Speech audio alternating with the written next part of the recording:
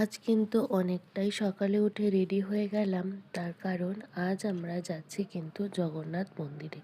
সবার প্রথমে জগন্নাথ মন্দিরে কিন্তু আমরা দর্শন করতে যাব।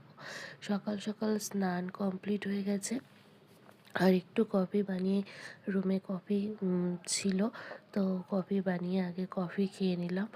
তো সকাল টাইমটা কিন্তু বেশ ঠান্ডা লাগছিল। তারপর এদিকে দেখো আমরা রেডি হয়ে বেরিয়ে পড়লাম। তবে আজকে কিন্তু সারাটা দিনই আমরা ঘোরাঘুরি করব। আজকে জানো, এই ঘুরতে বেরিয়ে আমার সাথে একটা বিশাল ঘটনা ঘটে যায়, সেটা কিন্তু অবশ্যই তোমাদের সাথে শেয়ার করব। আর তার জন্য তোমাদের কিন্তু আমার এই পুরো ভিডিওটা দেখতে হবে।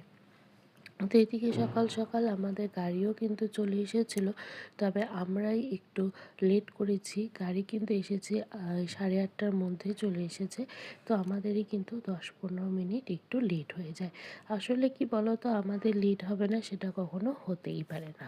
তারপর এদিকে আমাদের হোটেলের থেকে খুব বেশি কিন্তু দূর না এই জগন্নাথ টেম্পলটা, দীঘার।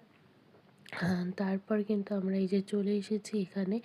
আর সকাল সকালই এসে দেখি, ওরে বাবা ভীষণ ভিড়। ভিড় মানে ভীষণ ভিড়, সকালবেলাতেই এত ভিড়। তো আগের দিন তো আমরা যেদিন পৌঁছেছিলাম দীঘাতে, তখন যে বাজারে এমনি ঘুরতে বেরিয়েছিলাম, তখনও কিন্তু দেখেছি মন্দিরে, তখন ঢুকিনি কিন্তু অনেক ভিড় ছিল। তো সেজন্য ভাবছি যে হয়তো সকালে ভিড়টা কম থাকবে।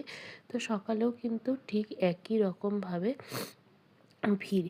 তারপর এইদিকে দেখো আমরা মন্দির ঘুরে চলে এসেছি সমুদ্রের সাইডে।